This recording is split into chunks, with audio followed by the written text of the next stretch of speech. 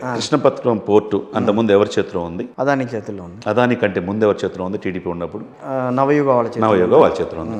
వాళ్ళ నుంచి బలవంతంగా తీసుకొని ఇప్పుడు మొత్తం అదానికి అప్పచెప్పింది ఎవరు? జగన్మోహన్ రెడ్డి గారు కాదా? సరే, అవునా కాదా? పోర్టులు అది మరి ఎందుకు అప్పచెప్పాడు? అక్కడ ఎంప్లాయ్మెంట్ పోయింది కదా, అదాని చేతిలోకి వెళ్ళిపోయింది కదా. పోర్టు ప్రైవేటీకరణ ఎందుకు చేస్తున్నాం?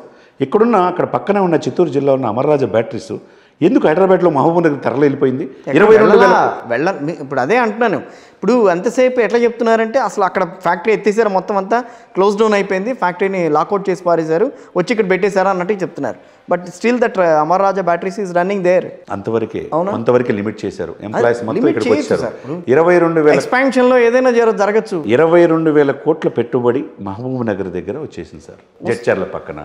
అది అక్కడ ఉండేది కదా, వాళ్ళని కూడా అనేక ఇబ్బందులు పెట్టారు. ఇది ఒక యూనిట్ సార్, ఇది యూనిట్స్ కాదు. ఇక్కడ ఆయన రాజకీయాల్లో కూడా ఈరోజు ఎంపీ పదవి కూడా నాకు వద్దు, నా వ్యాపారాలు ముందుకు తీసుకెళ్ళలేకపోతున్నాను, ప్రభుత్వ ఒత్తిడి వల్లే అక్కడ నేను వ్యాపారం విస్తరించకుండా తెలంగాణకు వచ్చానని అన్నాడు. తెలంగాణలో ఇప్పుడు ఇమ్మీడియట్గా పర్మిషన్స్ అన్ని ఇచ్చారు, ముందుకు వెళ్తున్నాను అన్నాడు. ఎందుకు పరిశ్రమలు రాలేకపోతున్నాయి? ఎందుకు విశాఖపట్నంలో మొన్న మీకు తెలుసు అనేక పరిశ్రమలు వచ్చి మేము ఇస్తాం, ఇంతమంది ఎంప్లాయ్మెంట్ కల్పిస్తాం, 13 లక్షల ఎంఓయూలు కుదుర్చుకున్నారు, అయిపోయింది. వస్తాయి అవన్నీ ఎప్పటికి? వెంటనే కిషోర్ గారు సార్ దావోస్ ఒప్పందం జరిగింది. ఆ ఒప్పందం ఎన్నాళ్ళకి కార్యరూపం దాల్చింది? 1,00,000 కోట్ల పెట్టుబడులు పెడతారని రెడీగా ఉన్నారా అని చెప్పి దావోస్కి వెళ్ళి మాట్లాడొచ్చారు. మరి మీరు ఆ వ్యక్తినే నమ్ముతున్నారు కాబట్టి నేను మిమ్మల్ని దావోస్ 1,00,000 కోట్ల పెట్టుబడులు ఎక్కడికి వెళ్ళాయి? కిషోర్ గారు, మనం ఇప్పుడు హాఫ్ అన్ అవర్ నుంచి మాట్లాడుతున్నాం. అవును, ఎక్కడ కూడా నేను చంద్రబాబు నాయుడు పొగట్లా. చంద్రబాబు నాయుడు గారు చేసిన తప్పులు కూడా చెప్తున్నా. అవును, రాజధానికి 5,000 ఎకరాలు చాలు. మీరు చంద్రబాబు నాయుడు పొగడరు, వైఎస్ జగన్మోహన్ రెడ్డి గారు కాదని అంటారు, కానీ మీరు మాత్రం పొత్తు విషయంలో మాత్రం చంద్రబాబుతోనే వెళ్తామని అంటారు. అదే కదా ఇక్కడ తేడా వస్తుంది. అక్కడ నేనంటాం కాదు, యాజ్ ఎ కామన్ మ్యాన్ గా ఆంధ్రప్రదేశ్ ప్రజలు ఏం కోరుకుంటున్నారు? నీకు 10 సంవత్సరాలు పరిపాలన చేద్దాం, తండ్రిని మించి పరిపాలన చేస్తాను, మా తండ్రి పక్కన నా ఫోటో ఇంట్లో పెట్టుకోవాలన్న జగన్మోహన్ రెడ్డి గారికి ఎందుకు ఇంత వ్యతిరేకత వచ్చినది అనేది కావాలి. ఇక్కడ ప్రజల్లో ఎందుకు వ్యతిరేకత వస్తుంది? ఎందుకు పోలవరం పూర్తి చేయలేకపోయావు? ఎందుకు స్పెషల్ స్టేటస్ తీసుకురాలేకపోయావు? ఈ పార్లమెంట్లో రాజ్యసభలో మీరు 30 మంది ఎంపీల పైన ఉంటే మీరు అన్ని బిల్లులు అడగకుండానే మీరు మద్దతు తెలియజేస్తున్నప్పుడు, సార్ మా స్టేటస్, మా స్పెషల్ స్టేటస్ అడుగుతున్నారు, లోపల అడుగుతుంది, మీకు తెలియదు, నాకు తెలియదు. ఇప్పుడు ఎక్కడ జరుగుతుంది? ఇవన్నీ కూడా పారామీటర్స్లో ప్రభుత్వ వ్యతిరేకత ఆంధ్రప్రదేశ్లో ఉన్నది.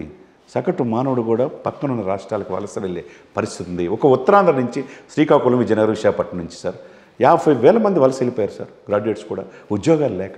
ఎక్కడ కూడా పక్క రాష్ట్రాలకు ఎందుకు అనుకుంటే తెలంగాణ రాష్ట్రం ఒకేసారి అభివృద్ధి చెందల. తెలంగాణ రాష్ట్రంలో కూడా నిజామాబాద్ నుంచి, ఆదిలాబాద్ నుంచి వలసలు వెళ్ళారు. ఇప్పటికీ ఉన్నాయి, ఇప్పటికీ వలసలు కొనసాగుతూనే ఉన్నాయి. వలసలు అనేవి అభివృద్ధికి ఇవి సూచికలు, అదే అభివృద్ధి కాని దానికి సూచికలు అని మనం చెప్పలేం కదా.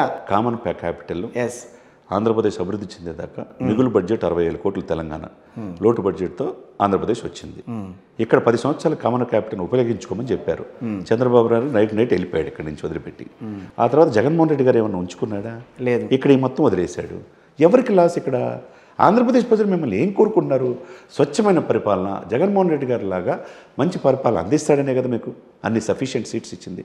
ఇప్పుడు వాలంటరీ వ్యవస్థ మీరు పెట్టారు, కాదన్నారుగా. వాలంటరీ వ్యవస్థ మంచిది కాదు. ఇప్పుడు వాలంటరీ వ్యవస్థ కాదని చెప్పారు. ఆయన కాదంటే కాదు సార్, జస్టిస్ భట్టు దేవానంద్ గారే చెప్పారు వాలంటరీ వ్యవస్థ లోపాలు, చట్టబద్ధత లేదని చెప్పాడు.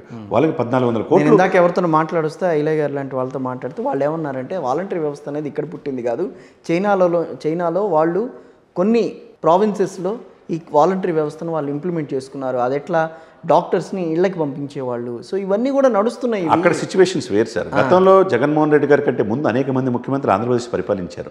వాలంటీర్ లేకుండా విఆర్ఓల్ని, ఎంఆర్ఓల్ని, వీడియోల్ని పెట్టి పరిపాలన చేయలేదా? చేశారు. వాలంటీర్ వ్యవస్థను చోటన ప్రతి 50 మంది రహస్య సమాచారం సేకరించి ఇప్పుడు ఫీల్డ్ ఆపరేషన్ ఏజెన్సీ నానక్రామగూడలో ఎందుకు భద్రపరిచారు? 4 కోట్ల మంది ఆంధ్రప్రదేశ్ భవిష్యత్తు అని పవన్ కళ్యాణ్ అడిగారు.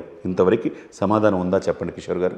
వాలంటీర్ వ్యవస్థను చాటున వ్యక్తిగత గోప్యత, మీ ఆధార్ కార్డు, మీ పాన్ కార్డు, మీ ఒంటరి మహిళలు ఎవరు సేకరించే ఇది ఉందా మీకు? 30,000 మంది అదృశ్యం అయిపోయారని చెప్తే ఇంతవరకు ఒక్కళ్ళు కూడా చెప్పిన వాళ్ళు లేరు. మళ్ళీ ఆ తర్వాత ఎక్కడ మాట్లాడలేదు పవన్ కళ్యాణ్ గారు. అడిగినందుకేమో పవన్ కళ్యాణ్ గారు కూడా ఎక్కడ మాట్లాడలేదు. అడిగినందుకు కృష్ణా జిల్లా కోర్టులో కేసు పెట్టారు. అమ్మ నీకు ఎట్లా అట్ట అయింది, నువ్వు దీని పరిధి కాదని కొట్టేశారు.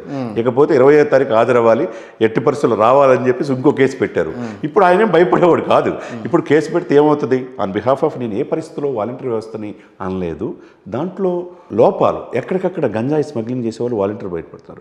ఎక్కడ విశాఖపట్నం నిన్నగాక మొన్న 85 సంవత్సరాల ముసలు ఆమెని ఆ ఇంట్లో అద్దెకుంటా ఆమెను చంపేసి ఆమె నగలు వాలంటీర్ తీసుకెళ్ళిపోయాడు. ఇట్లా వాలంటీర్లు ప్రతి చోట కొన్ని జరుగుతాయి సార్, కొన్ని జరగటం నేను అంటలేదు సార్. ఇటువంటి లోపాలు ఎందుకు జరుగుతున్నాయి చూసించినట్టు ఈ మంత్రులు ఎందుకు అంటున్నారు? వ్యక్తిగత ఆనందమే ప్రధాన ధ్యేయంగా 4 పెళ్ళిళ్ళు అంటారు, ప్యాకేజ్ స్టార్ అంటారు, అనేక రకాల మాటలు అంటారు. మీరు అనేక రకాల ఎవరినైనా మిమ్మల్ని ఎదురొచ్చిన వాళ్ళు మాట్లాడతారే ఈ మంత్రులు, ఈ ఎమ్మెల్యేలు. మరి అది మంచి పద్ధత? మీరు చేస్తున్న తప్పులు. ఇప్పుడు ఒక దళితుడిని చంపేసి ఒక ఎమ్మెల్సీ అనంతబాబు డోర్ డెలివరీ చేసిన సంఘటనలు ఆంధ్రప్రదేశ్లో జరగలేదా? దళితులకు అక్కడ అన్యాయం జరగలేదా? ఇక్కడ ఎందుకు మేమే చేసాం? ఇప్పుడు ఉభయ రాష్ట్రాలు, ఇప్పుడు 3 ఆఫ్ ది ఇండియా టుడే సర్వేలో ఎవరున్నారు? ఫస్ట్ ప్లేస్ నుంచి 10th ప్లేస్ వరకు ఆంధ్రప్రదేశ్ కానీ తెలంగాణ ముఖ్యమంత్రి ఉన్నారా?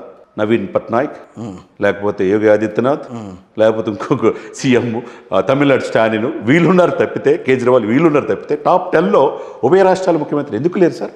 జగన్మోహన్ రెడ్డి గారు దేశంలోనే నేను ఆదర్శవంతమైన పరిపాలన ఇస్తున్నాను, బట్ట నొక్కితే పథకాలు ఇస్తున్నాను, ప్రతి ఇంట్లో ఇన్ని వేల రూపాయలు ఇస్తున్నాను అన్నప్పుడు ఎందుకు వాళ్ళకి కనపడలేదా ఇండియా టుడే సర్వేకి? అంటే ఇక్కడ ఏంటంటే సార్, ప్రజలు మీకు మ్యాండేటరీ ఇస్తారు, ప్రజల కోసం పోరాడాలి. ఇప్పుడు ఇక్కడ రేవంత్ రెడ్డి గారు కాంగ్రెస్ పార్టీ కాదు, అతను 22 సంవత్సరాలు అప్పుడే సీఎం అవుదామని ఫిక్స్ అయిపోయాడు. ఒక కార్పెంటర్ స్థాయి నుంచి, ఒక రిపోర్టర్ స్థాయి నుంచి ఏ రోజు అధికారం దూరంగా ఉన్నాడు తప్పితే డైరెక్ట్గా సీఎం అయ్యాడు. అటువంటి 100 సంవత్సరాలు చరిత్ర కాంగ్రెస్ పార్టీని సీనియర్స్ని ఒప్పించి ఈరోజు ఆదర్శవంతమైన పరిపాలన చేస్తున్నాడా లేదా? తెలంగాణ ఇచ్చిన సోనియా గాంధీని కూడా కాదని కేసీఆర్కి 10 సంవత్సరాలు పరిపాలన ప్రజలు అందించారా లేదా? ఇక్కడ పరిపాలన అంటే ఏంటంటే అందరికీ ఆదర్శంగా ఉండాలి. ఇప్పుడు పద్మవిభూషణ్ వచ్చింది చిరంజీవి గారు, కిషోర్ గారు, అందరికీ ఆరాధ్యం, తెలుగులో మెగాస్టార్, ఇప్పటికీ ఎప్పటికీ వాళ్ళ ఇంట్లో 8 మంది ఫ్యామిలీస్ హీరోలే. కట్ చేయండి.